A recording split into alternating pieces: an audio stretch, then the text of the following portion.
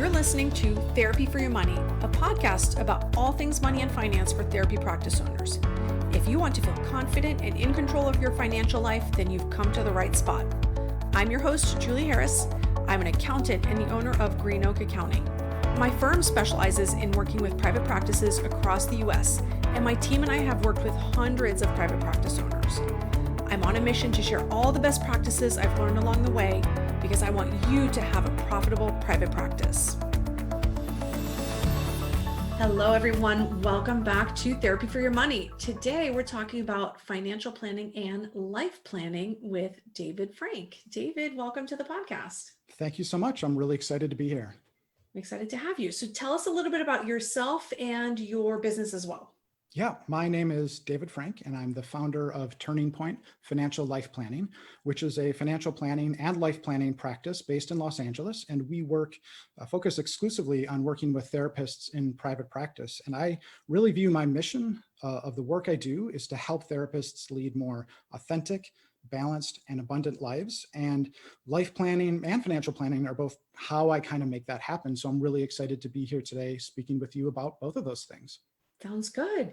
And so financial planning, most listeners are probably very familiar with. We've all heard of usually you need an accountant, you need a financial planner, right? As you get to a certain point in business. But tell us a little bit about life planning and how it relates to financial planning. Sure. Great. So yeah, life planning it's kind of an ambiguous term, but in some ways it's exactly what it says. It is a plan for your life. And every plan has a goal or an outcome it wants to accomplish. And in the case of life planning, what we're really trying to deliver to clients is the freedom or the ability to live a deeply and truly fulfilled life. And the life planning that I practice was developed by a gentleman named George Kinder, and it's through the Kinder Institute. And the way he frames it is life planning delivers to clients the freedom to live a life of greatest meaning, purpose, and value. And that sounds like a little bit like, okay, that sounds great, right? Those are nice kind of buzzwords. Right. But maybe that's like, is it? yeah, like exactly. Like, what are we really talking about here? And so like, where do I begin on a path toward that type of a life? And the way life planning looks at it is it acknowledges and really embraces the fact that life is all about the emotional experience we have, like as we go through it. It's about the feelings and emotions we experience on a day-to-day basis. And so, the way I really actually like the way I sometimes think about it, like the way to encapsulate it is we survey a person's life. We sit down with them and we just talk about everything, like what's important in your life. You know, you're here to perform a life planning process. So what's important to you? And we hone in, we're trying to create sort of an emotional map of what matters to this person. And what we really want to dial in on are the experiences or elements that person wants to have in their life that really give them a sense of enthusiasm and energy and like vitality and like really vigor. And then we take those pieces and we say like, this is what gets you out of bed in the morning sometimes, like this is what you really want to create in your life. Let's create a vision to make that your life and to make it happen, not way off in retirement when like you're sailing off into the sunset, but let's start working on it now. And let's really build a deep and meaningful and fulfilling life for you in the next 2 years, whatever that looks like. So do you put specific numbers to those dreams and aspirations? Yeah, that's a great question. So we do. And yet what I think is really important is to go through the life planning process before we think about numbers too much. Because if we live within the frame of this is, whatever, this is what my session rate is currently, this is how much my private practice is providing for me, we can kind of diminish or contain our dreams such that they'll fit into what our financial reality is today. And we want to like kind of place that to the side and first just start like, what are you excited about? Like what gets you passionate? And we're not even going to talk about like whether we think that's feasible or not. Let's just really think about the emotional experience that those things create. And then we'll create a vision. And then part of the life planning process is also navigating the obstacles. So we define a vision that's really exciting and that someone can feel very excited and passionate about. But then our mind is going to be like, oh, but that can't happen because I don't make enough money, or that can't happen because I don't have enough time, or whatever the case might be. And so part of the process is navigating those obstacles and figuring out like, okay, how do we deal with that? And that's kind of one of the reasons life planning fits in well with the financial planning world, because a life planner can come in and define that vision. And then after the 3-stage life planning process, that's when more traditional financial planning would begin, and we'll say, okay, right, we do have to put numbers to this. Like there are financial resources that need to be put in place. But when we've really done a good job at life planning and the vision is so exciting and energizing, we make it happen. Like, okay. And so you mentioned there's 3 stages to life planning. Tell us a little bit about that. Sure. So the 3 phases, and each phase is typically done in a separate meeting. So these meetings last between 1 and 2 hours, and they're usually held 1 week apart or 2 weeks apart. So a 3 to 6 week process in total. Okay. The 3 stages are the exploration phase is the first meeting. The second phase is the vision stage. And then the third stage is the obstacles phase. And so we begin with the exploration, and that's just this wide open discussion of, what is important to you in terms of living a fulfilled life. And then coming out of that meeting, I give people a series of writing exercises to complete. And then they complete those exercises, they come back, we review those writing exercises in the vision stage.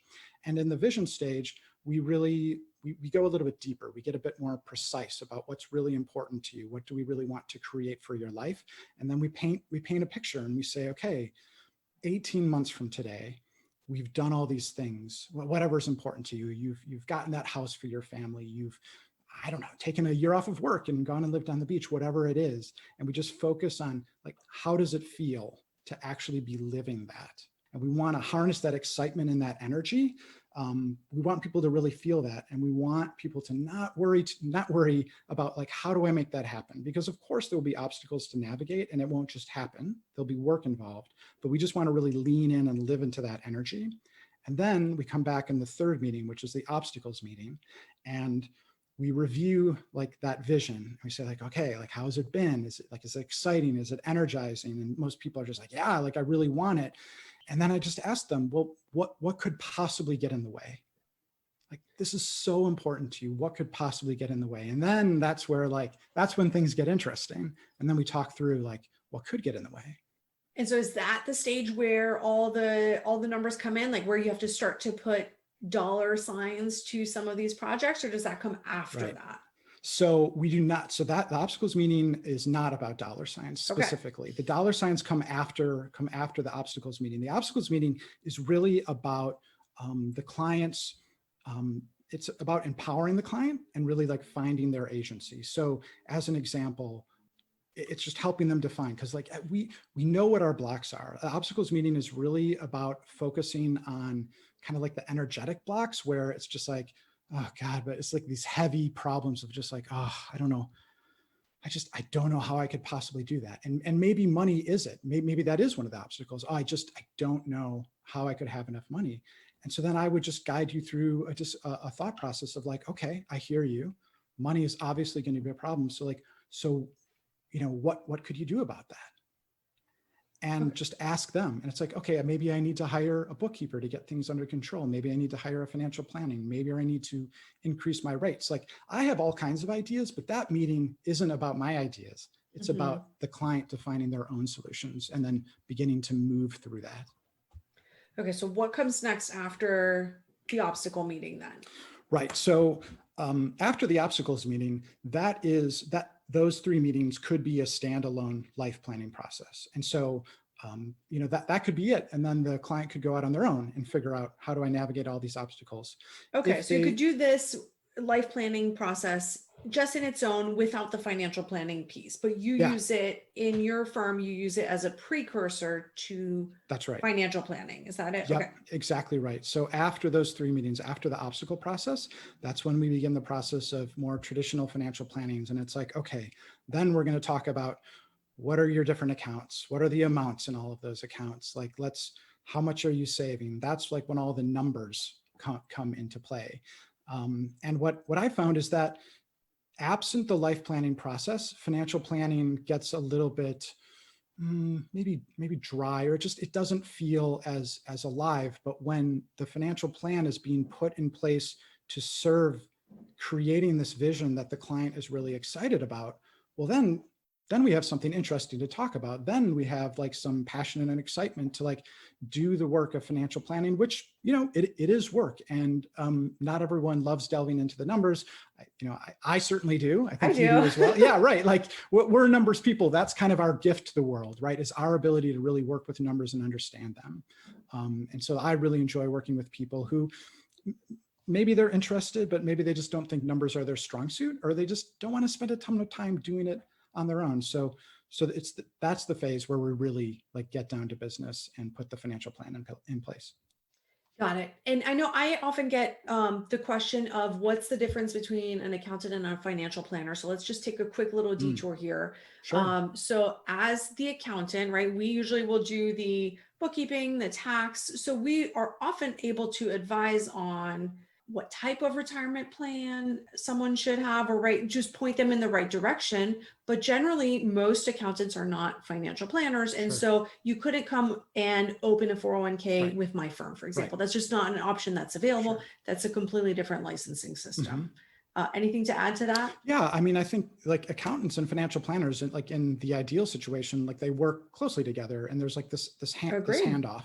And like I love working with really smart and sharp bookkeepers and accountants, right? Because I can trust the numbers. It's just like I know what's going on here, and it's like okay. So then we take those the financials that are backward looking. I think a sort of accounting and bookkeeping it's like immediate, like it looks at the past and builds like a really clear vision of where you are and where you're beginning to go. And financial planning begins to look even longer term and says like, okay, we're going to think through retirement. Here's how much we should be saving. We're going to invest that 15 to 20% that you're saving, and we're going to put it into a diversified portfolio of mutual funds to protect and ensure that you're saving for your longer term retirement. We might open like 403Bs for your kids. We might open, like you said, retirement accounts, whether that's a SEP IRA or like a solo 401k in the case of a solo private practice, whatever it is. It's the tactical execution where we come in and help clients understand where they are and what actually needs to be put in place to get them where they want to be. Got it. And then on my side, our job is often to put some numbers to that, right? Based on the tax return, this is the dollar amount that you're able Mm-hmm. to contribute, right? That type of Right. thing. So there really Yeah. is a hand in hand relationship. Right. Yeah, exactly. All right. What about the rest of financial planning? So tell us about like the holistic approach that you take. Sure. So I really see there being kind of four main components of looking at a therapist's financial life. And those four areas are first, the cash flows from the business and how that's all operating. And I know you do a lot of that work as well. Yes. And secondly is looking at personal cash flows in terms of what kind of life are you leading and how much is it costing? And that too is where life planning comes into play as well. It's just like, okay, here are the different goals that you want to have for yourself and how can we make those things happen? The third piece is around a little bit longer term goals and investing. So most of us are planning for a retirement and we want to be saving and investing such that that retirement can be secure. We want to be saving for our child's educations. If applicable, we want to be saving for a down payment on a house or maybe even a new car, whatever it is. Let's make sure that we're saving appropriately and then taking the results of those savings and then investing them appropriately, given what the time horizon is, given what the goal is. So that's the third piece. And then the fourth piece I view as risk management and estate planning. So risk management is kind of thinking about the things that could potentially go wrong and making sure that we're protected in those events. So that includes looking at what type of insurance policies you need to have in place, including life insurance, malpractice insurance, of course, also healthcare insurance, maybe umbrella liability insurance, things of that nature. And then also having an estate plan in place. So, worst case scenario, if you become incapacitated or pass away, that both like all your loved ones are taken care of. And in the event you're incapacitated, that you're taken care of as well. So working with an estate attorney who would put in place a will and trust documentation in certain cases, making sure your healthcare power of attorney is in place and things like that. And equally important too for clinicians is making sure that there's some thought and structure given to a professional will and thinking through an emergency response team and making sure that your clients as well are taken care of in the event that something happens to you. So those are the big four pieces. And, that's a little overwhelming at times. It's That's a lot. Yeah. It's a lot, right? So, and it is a lot. And like so many things in life, it isn't often just about the actual execution, the tasks themselves. Like they aren't all that difficult. They can be a little overwhelming, but it's usually about like just how overwhelming it can feel and like the emotions that come up. And I found that working with a financial planner can really help with that accountability, right? It's not like Totally. you go in and on day one and all of those things have to be done within a week, but that financial planner will help keep you accountable that, hey, you really do need to take care of life insurance, but they'll also help guide you on how much life insurance you should have, right? As far as the professional and personal will, they won't draft that for you. Financial planners are usually not attorneys, but they'll be able to point you in the right direction and kind of tell you, like, here's what you want to be looking for. But I want to circle back over to that. Can you tell us a little bit more about a professional will and what purpose that serves? Sure. Yeah. I mean, a professional will is it's like an individual will. It basically provides for your practice, like what is going to happen in the event you become incapacitated or in the event you pass away and just aren't able to be there for your clients. And it's really important to think through those types of things, as uncomfortable as or as unlikely as it might be, because of course there are all kinds of like regulations around like HIPAA and making sure that only licensed professionals are actually interacting with the appropriate data. And equally important, I think, is like really having a team in place in that event, because what we really don't want to have happen is it to be disorganized, to have too much of a burden fall on the significant other or the immediate family members, because of course they're dealing with a very traumatic event, and we don't want to put that additional burden on them. So I think it's invaluable, and it gives so much peace of mind to people just to know that in the event something happens, I've got a professional will that just stipulates like these are the people to contact. This is what should happen to my files, even the details like you should change my outgoing voicemail to say such and such, or set up an email autoresponder if something comes in. Just like that's really detailed. It can be really detailed. And again, like it gets a little overwhelming, and it doesn't all have to be done at once, but I think it's work, right? It is work, and having someone to help you stay accountable around that, whether it's a financial professional or whether even it's just like a group of your peers, like is super helpful. Because it doesn't need to all be done at once, but just the ability to just get rid of that item that can keep you up in the middle of the night worrying, and just knowing that, my dependents, my children are taken care of in the event something happens. My practice, my clients are taken care of. It's so much of, I think financial planning is really about it's becoming more empowered around money, and it's sort of eliminating some of the fear and the anxiety and the worry that kind of weigh us down. And it's putting the pieces in place to sort of bring you back to kind of an emotional baseline, if you will, if that makes sense. And financial planning is something that often gets pushed off, right? Because it takes time, and business owners are just busy. That's just the reality, right? Business owners are busy. But I was telling David before we started recording, I went through the process years ago and have life insurance and a will and all of the pieces in place. And I have 3 little children, and I sleep so well at night because I know everything is handled, right? I really hope to be alive for a very, very long time, but I know that there are systems in place, and that everyone knows what needs to happen. But I also know that financially my children would be okay. And there's a big peace of mind component that comes to that being the case. Yeah, I love that. Totally. And it is something that's easy to put off.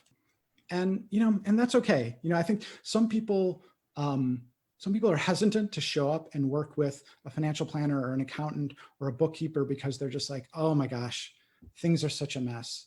I should be in a better place than this. I haven't saved enough. And I've had so many conversations about people that have like shame or embarrassment or guilt about like the state. And it's just, I just think it's so important to recognize, look, it is all okay, right? Like we've all made mistakes, It's just like, who cares? Like, whatever, we've done what we've done. I think financial planning and accounting as well. It's just about, all right, let's get really clear. Let's just look with clear eyes. What is our current situation? What heading are we on?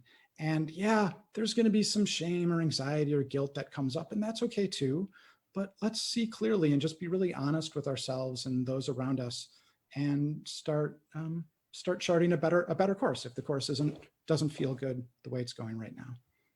And we'll often tell our clients, this is a no judgment zone, right? So whatever has happened in the past, it doesn't matter. You're here today and let's make this better, right? Our goal is to make it better. And the goal of financial planning is to make it better. If you don't have enough money or you haven't saved enough for retirement, there's nothing we can do about that now, but we can start today and do something today. And something is better than nothing. Absolutely. Sometimes there's that all or nothing mindset of, well, I don't have that much, so maybe I should just wait till next year to start a Roth or an IRA or any kind of retirement. Or, well, I don't know if I have enough money for life insurance, so maybe I should just wait. But life insurance can be really inexpensive, and some life insurance is still better than no life insurance. Absolutely. As well. Yeah. And the other thing I'll say around that is, like, I've experienced it myself and I've seen it in other people, how much power there is in just getting started. And things can appear so big and daunting and overwhelming because we're just pushing them off or pushing them down or pushing them to the side. And when you just show up and start moving, all of a sudden it's like, oh gosh, this isn't so bad. It wasn't that bad. Yeah.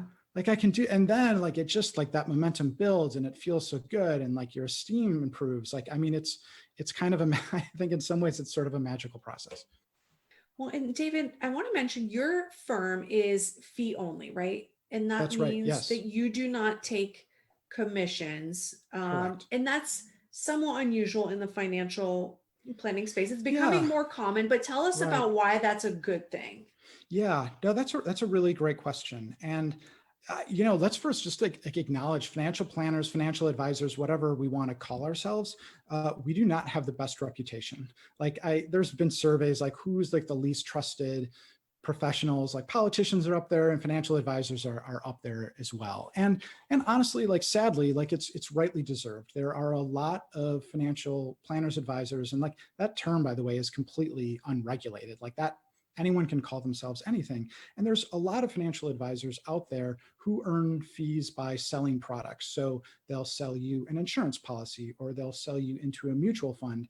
And often their services are quote unquote free. You don't pay anything out of pocket because they're getting a commission on the sale of the product. And that can be okay. It doesn't mean that's a bad person or a bad advisor, but it does create a bit of a conflict of interest, because if I'm going to get a huge commission by selling you a whole life policy, well, guess what? I want to sell you a whole life policy. Right. So that would be like, that's the commission world. The fee only world, the world that I live in, it says, okay, we're not going to take any commissions. We want to minimize any financial conflicts of interest. So the fee means that, much like an accountant or a bookkeeper or a therapist as well, you pay me for the services that I provide. So there is that fee, there's that out-of-pocket expense. And so that can be a bit painful. Paying money is a bit painful, but what you get out of that is the fact that I take a fiduciary oath, which basically says, like, I will always put my client's interests ahead of my own financial interests. So the only money I'm taking in is the money that you pay me directly. And so whatever policy I suggest might be appropriate for you, whether it's a life insurance policy or a mutual fund or what have you, I have no financial skin in that decision. It's entirely up to you. So the advice I give people is really just to help you lead your best life and to do what is in your best interest to set you up for a fulfilled life, for a protected life, for a financially secure life. I think any time that anyone goes to interview a financial professional, or like a financial advisor especially, you should ask them two questions about how they earn money. The first is, how do I pay you specifically? Like, do I pay you a fee? Do I not pay you any fee? Just so I know that. And then the second question is, what are all the different ways you or your firm gets paid as a result of my business? Are there commissions? Are there kickbacks or whatever? Like, just tell me, like, what are all the ways? And just because someone is making commission doesn't mean that they're a bad advisor or Sure. going to give you conflicted advice, of course. But it's important for you as a client to know every time, like if my advisor is giving me a certain product he wants me to purchase, so what do you get out of this? Just knowing that, just knowing that, I think is really important. And just, and then like the second thing I would say is just like, if you're going down the road of hiring an investment advisor or a financial planner, a financial advisor, just don't speak to just one. Like, even if it's me and you love me, talk to multiple people and compare and contrast, because like a therapist, I think it is a relationship that needs to be built on trust and really getting to know one another and sort of how you click with one another and how you get along. So a good financial planning relationship should be a trust-based relationship. I view financial planning really as, when it's done appropriately, as one of the helping professions, just like therapy. And so, that should be a longer term relationship, and it should be one where you feel comfortable. One of the goals I hear often is, I want to live below my means. And that sounds so simple, right? It sounds very simple. You make a certain dollar amount and you spend less than that. It's on the surface, it's very simple. Yeah. But there's a lot of people who have a very hard time actually doing that, right? In the day to day, oh, well, I really want this, so I'm going to buy it. Or, well, there was a sale and I bought that, right? And it's very, very easy to overspend in this day and age where we're hit with thousands of advertisements each day. Maybe it's hundreds, but it feels like thousands. Yeah, so absolutely. Just that accountability partner to say, hey, you haven't been saving as much as you said you would. What's going on? That can be really helpful. Yeah. And I think just there's much like your business expenses, it's clarifying to look at your personal expenditures and just like look back and saying, the life planning process can help illuminate what's most important to your life, what your values are, like what is really most important, and kind of prioritizing them.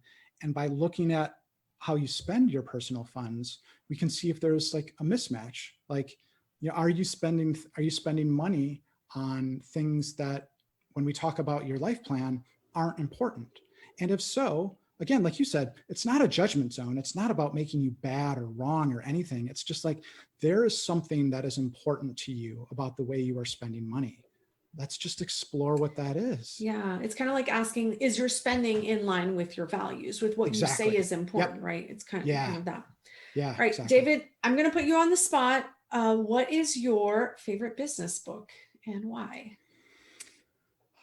My favorite business book.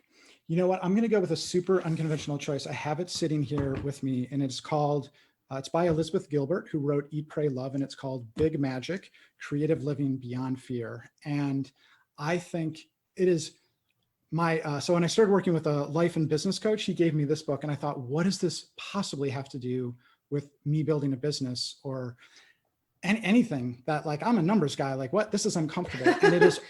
And it is just all about acknowledging fear and working with it instead of denying its existence. And just like, it's very sort of life planning related in terms of just like being curious about what you want in your life, what do you want in your business, what do you want in your personal life, and then just moving through the fear and doing that scary thing. Because I think it's Tim Ferriss who says this, but it's like, often the thing that scares us the most is the thing that we most need to do. That's the most important thing. And I think that's true for personal life and business life. I have that quote on a Post-it on my monitor. Nice. That exact quote. Right. David, tell us the title again, because I forgot already. Sure. Yeah, it's called Big Magic. Big Magic. Okay. Yeah. Big Magic. We'll link to that in the show notes as well. Yeah. And speaking of Tim Ferriss had a podcast, whatever his podcast is called, I don't remember, where Elizabeth Gilbert is interviewed. And that is also just an amazing and inspiring listen. So I would recommend that. It's a couple months old, but yeah. Okay. We'll find the link to that, and we'll link to that as well in the show notes. Yeah. David, thank you so much for your time. Tell our listeners where they can find you and Turning Point if they're interested in reaching out to you. Absolutely. The best place to find me is on my website, and that is turningpointhq.com. All right. I've loved our chat today. Love talking about money and finance and planning for the future. So thank you so much for coming on. Yeah. Thank you so much for having me. It's been real fun. Quick little correction. At one point, David mentioned a 403B for kids' college funds. What he actually meant was a 529. Hey listeners, head over to therapyforyourmoney.com. We'll link to all of the resources that David mentioned today and to his business as well. I've worked with a lot of financial planners over the years, but this was my first time speaking with someone who does life planning. And I think it's a really interesting take on making sure you're spending your money in a way that is in line with your values. So I'm going to leave you with a little snippet of some of our pre-recording discussion on how financial planning helps practice owners achieve their goals. Take care. Like in reality, like the way I look at doing financial planning, it's really like, what's the point? Every plan has a goal. The goal of a financial plan is really to support you leading the life you feel called to live, like leading a life full of purpose and excitement and fulfillment. And financial planning provides the architecture to support clients stepping into that life. If you're looking for accounting help, head over to therapyforyourmoney.com/accounting to find information about my accounting firm and all of our specialized services just for private practice owners. If you enjoyed today's episode, we'd love for you to give us a 5-star rating on iTunes. Just head over to iTunes, click on ratings and reviews, and give us a quick shout out. We really appreciate it. The information contained in this podcast represents the host and guest's general opinions and should not be construed as personalized accounting and tax advice. Listeners should consider all facts and circumstances before applying this information and seek appropriate advice from an accountant, financial planner, lawyer, or other professional. Any info provided does not constitute accounting, tax, or legal advice.